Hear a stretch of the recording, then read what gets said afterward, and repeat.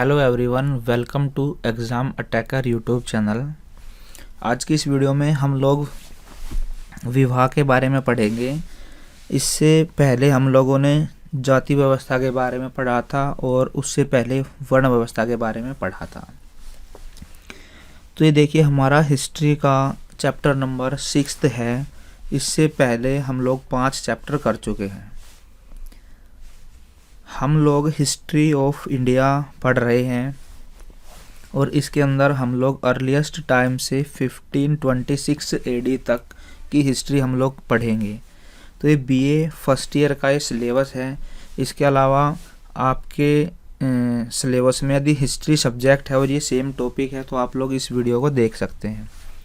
तो मैं आपको एक बार बता देता हूँ। पहली वीडियो में हमने भारतीय इतिहास के स्रोतों के बारे में पढ़ा।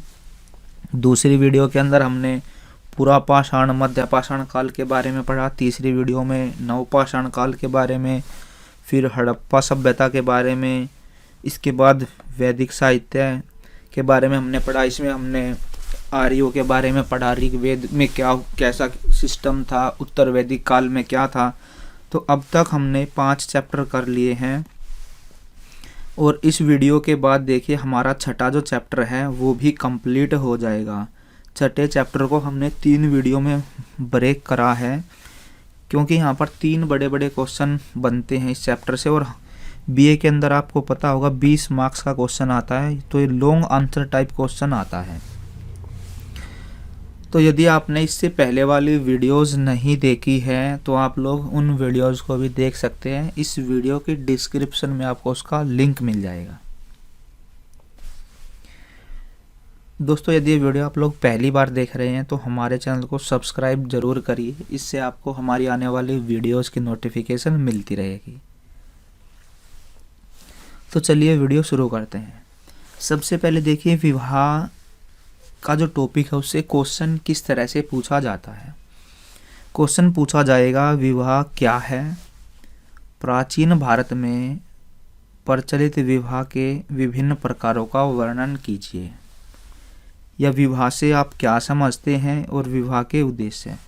तो इस वीडियो के अंदर हम लोग विवाह क्या है, कितने तरह के विवाह होते हैं और विवाह करने का उद्देश्य क्या होता है, क्यों किया जाता है विवाह, इनके बारे में हम लोग डिस्कस करेंगे। देखिए जो विवाह है वो प्राचीन भारतीय समाज की एक सार्वभौमिक संस्था है। प्रत्येक समाज में विवाह और परिवार इनका महत्वपूर्ण स्थान होता है। ये जो संस्था है विवाह हजारों सालों से भारत समाज को, हमारे समाज को प्रभावित करती रही है। जो विवाह होता है वो मनुष्य के जीवन के लिए बहुत ज़रूरी माना जाता है।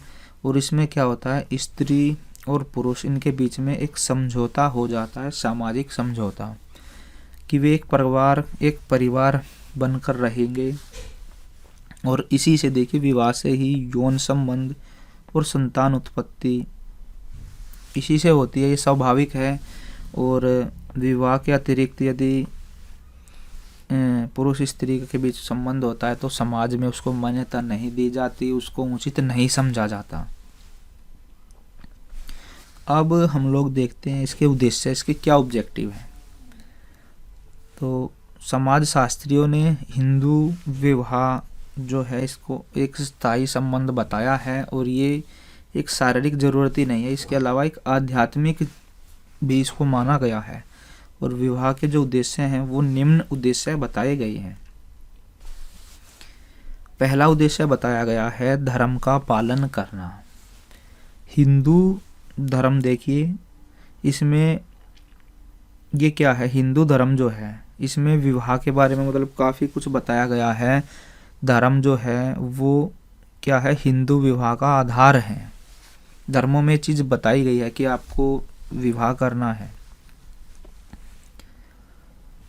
प्रत्येक मनुष्य को देखिए जीवन में ऐसे काम करने पड़ते हैं, कोई धार्मिक कर्तव्य होते हैं जिनका पालन व्यक्ति को करना ही पड़ता है। तो बहुत सारे काम ऐसे होते हैं जो स्त्री के बिना पूरे नहीं किए जा सकते। हिंदू शास्त्रों के अनुसार स्त्री ही सभी धर्म संबंधी कार्यों का मूल आधार है या मूल कारण है। अतः धार्मिक कार्यों को पूरा करने के लिए क्या है, विवाह जरूरी है। फिर दूसरा, संतान उत्पत्ति के लिए, यदि आपको अपने वंश को आगे बढ़ाना है, संतान उत्पन्न करनी है, तो उसके लिए विवाह जरूरी है। विवाह का सबसे प्रमुख उद्देश्य संतान उत्पत्ति करना था, जिससे वंश को आगे चलाया जा सके। मनु ने इसको प्रथम उद्देश्य माना है। ऋग्वेद, महाभारत, गीता, इनमें भी देखिए विवाह का उद्देश्य संतान उत्पत्ति करना बताया है। समाज की निरंतरता और वंश के अस्तित्व के लिए पुत्र पैदा करना जो है धार्मिक कर्तव्य था। आगे है लैंगिक संबंधों की पूर्ति करना। लैंगिक संबंधों को समाज में मान्यता जो मिलती है वो शादी से ही मिलती है। यदि बिना शादी के स्त्री पुरुष के बीच में जो संबंध होते हैं उनको अवैध माना जाता है। इस प्रकार यौन संबंध का आनंद मनुष्य विवाह के बाद ही प्राप्त कर सकता है, जो मानवीय संतुलन बनाए रखने के लिए भी जरूरी है। आगे देखिए, मनुष्य की जो साइकोलॉजिकल नीड होती है वो भी इससे पूरी होती है।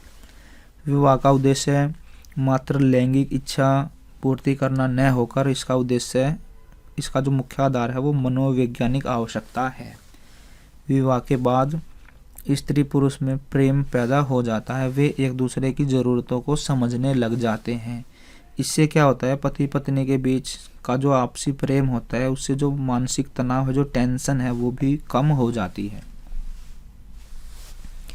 इसके बाद है सामान्य उद्देश्य। जितने भी हमने ऊपर उद्देश्य पढ़े हैं, इनके अलावा विवाह को भारतीय समाज में पारिवारिक, सामाजिक, धार्मिक, सांस्कृतिक तथा व्यक्तिगत कार्य को पालन करने में भी सहायक बताया गया है। विवाह के सभी उद्देश्य मनुष्य को समाज में सभ्य, शालीन और सदाचारी बनाते हैं। स्त्री और पुरुष अपने व्यक्तित्व का उत्थान इन्हीं उद्देश्यों के आधार पर करते हैं। इसके बाद देखिए हम लोग पढ़ते हैं विवाह के प्रकार। मैं आपको एक बार क्विक रिवीजन करा देता हूँ। हमने देखिए विवाह के ऑब्जेक्टिव पढ़े हैं कि मैरिज के क्या ऑब्जेक्टिव होते हैं। धर्म का पालन करना होता है, संतान पैदा करना, हमारी जो साइकोलॉजिकल नीड है उनकी पूर्ति करना, कुछ सामान्य उद्देश्य होते हैं, जो लैंगिक संबंध स्थापित करना है उसकी अनुमति से मिलती है। धर्म ग्रंथों और मनुस्मृति ग्रंथों में देखिए 8 तरह के विवाह बताए गए हैं, जिनमें से 4 विवाह तो जो है अच्छे बताए गए हैं, जिनको समाज में सम्मान मिलता है। जो 4 हैं वो निंदनीय बताए गए हैं। इनका वर्णन इस प्रकार से, हम लोग यहाँ पर 8 तरह की विवाह पढ़ेंगे, जिनमें से 4 जो है वो समाज में सम्मान प्राप्त है, स्वीकार किए जाते हैं। बाकी की जो 4 हैं ये गलत बताए गए हैं, जिनमें किसी से ज़बरदस्ती शादी करना, या भाई क्या नाम है, किसी के साथ कोई गलत काम करके उससे शादी करना, इस तरह की हो गई। और देखिए पैसे लेकर शादी करना हो गया, या कहीं पर अटैक करके सब कुछ तहस नहस करके जो बच्चियां हैं, जो औरतें हैं, उनको उठाकर उनसे ज़बरदस्ती शादी करना। ये जो कैटेगरी है 4 वो गलत बताई गई है। हम 8 को यहाँ पर डिस्कस करेंगे। देखिए सबसे पहले है ब्रह्म विवाह। ये सबसे अच्छा विवाह माना जाता है, सर्वोत्तम प्रकार है ये। इसमें क्या होता है, पिता द्वारा चुने गए कोई योग्य वर है, उससे कोई उसकी जो पुत्री है वो शादी करती है, और इसमें पिता अपनी इच्छा से पुत्री को आभूषण, उपहार, ये सारी चीज़ें, आभूषण हो गए, वस्त्र हो गए, उपहार ये देता है। यह विवाह कन्या के युवा होने पर किया जाता था, और सबसे लोकप्रिय विवाह जो है वो ब्रह्म विवाह है। इसके बाद है देव विवाह। ये विवाह क्या है, इसमें पुरोहित बुलाए जाते थे, फिर यज्ञ करवाए जाते थे। जो पुरोहित अच्छी तरह से विधिवत तरीके से यज्ञ करवाता था, उसी के साथ जो कोई व्यक्ति है वो अपनी पुत्री की शादी उससे कर देता था। देव विवाह में कन्या का पिता एक यज्ञ का आयोजन करता था। जो पुरोहित विधिपूर्वक इस यज्ञ को पूर्ण करवाता था। उसी के साथ पिता जो है अपनी पुत्री का विवाह कर देता था। यह विवाह देवताओं के लिए यज्ञ करवाते समय होता था, तो इसी कारण इसको देव विवाह कहा जाता था और ये इतना फेमस नहीं था। आगे देखिए आर्ष विवाह। इस तरह का जो विवाह है वो पुत्री का जो पिता है वो वर पक्ष के साथ, इसमें देखिए जो पिता है वो एक जोड़ा मांगेगा गाय बैल का और उसके बाद अपनी पुत्री की शादी करता था। जो गाय बैल की जोड़ी लेने का जो उद्देश्य है वो यज्ञ से संबंधित जो क्रियाएं हैं उनको पूरा करवाने से था। इस प्रकार के विवाह अधिकतर ये विवाह पुरोहितों में होते थे। आगे देखते हैं प्रजापत्य विवाह। इसमें देखिए इसमें कन्या की पहले पूजा की जाती थी, उसके बाद उसका कन्यादान किया जाता था। कन्या का जो पिता है वो वर को आदेश देता था कि दोनों साथ साथ मिलकर अपने सामाजिक और धार्मिक कर्तव्यों का पालन करें।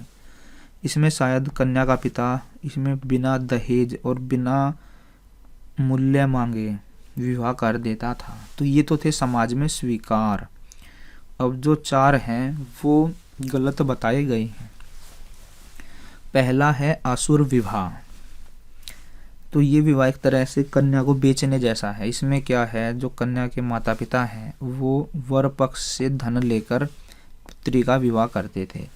तो इस विवाह को कन्या को बेचने के समान माना गया है। उदाहरण स्वरूप कैकेयी का दशरथ के साथ जो विवाह है वो किस तरह का विवाह है हुआ था, वो आसुर विवाह था। इसके बाद आगे है गांधर्व विवाह। देखिए इस विवाह को जो आजकल लव मैरिज होती है, प्रेम विवाह, ये उसी तरह से है गांधर्व विवाह। इसमें माता पिता की देखिए परमिशन के बिना वर और कन्या इनके द्वारा जो प्रेम विवाह है उसको बोलते हैं गांधर्व विवाह। महाभारत में इसको देखिए सर्वश्रेष्ठ विवाह कहा गया है। सीता तथा द्रौपदी के जो विवाह हैं वो इसके एग्जाम्पल हैं। यह प्रेम विवाह गांधर्व जाति में ज़्यादा फेमस था।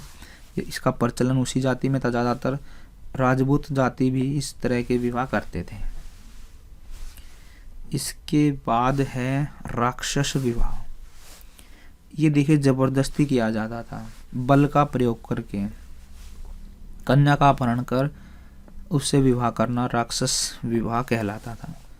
मनु ने बताया, देखिए ये चीज़ तो यहाँ पर मनु ने गलत बताई है। फिर क्षत्रियों के लिए इस विवाह को प्रशंसनीय माना है। मनु ने क्या कहा है, देखिए कन्या पक्ष की हत्या कर, घायल कर, घरों को गिरा कर, रोती हुई कन्या को उठाकर लाना एवं विवाह करना राक्षस विवाह है। आदम जातियों के लोगों में इस तरह का विवाह प्रचलन में था। कृष्ण का रुक्मणी से और पृथ्वीराज का संयोगिता से विवाह राक्षस विवाह के उदाहरण हैं।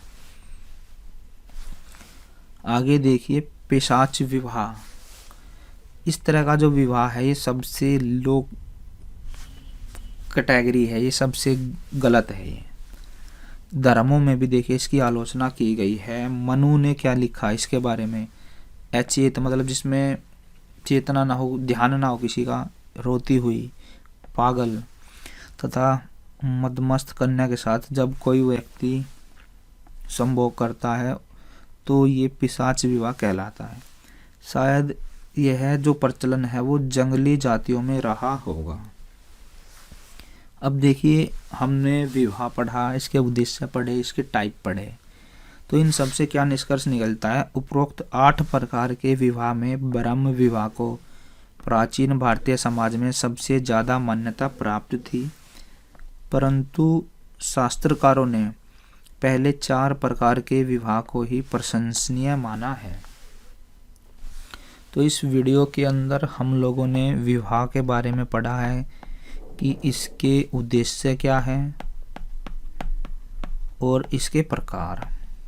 तो हम लोगों ने यहाँ पर 8 तरह के विवाह पढ़े हैं, जिनमें 4 जो हैं वो समाज में स्वीकार्य हैं, जो 4 हैं वो निंदनीय, जिनको समाज स्वीकार नहीं करता है। तो उम्मीद करते हैं आपको ये वीडियो पसंद आई होगी। यदि ये वीडियो आपको पसंद आई हो तो इसको लाइक करें, शेयर करें और कमेंट बॉक्स के अंदर अपने कमेंट ज़रूर डालिएगा। यदि आप लोग चैनल पर नए हैं तो चैनल को सब्सक्राइब ज़रूर कर लीजिए, इससे आपको हमारी आने वाली वीडियोज़ की नोटिफिकेशन मिलती रहेगी। तो thanks for watching this video.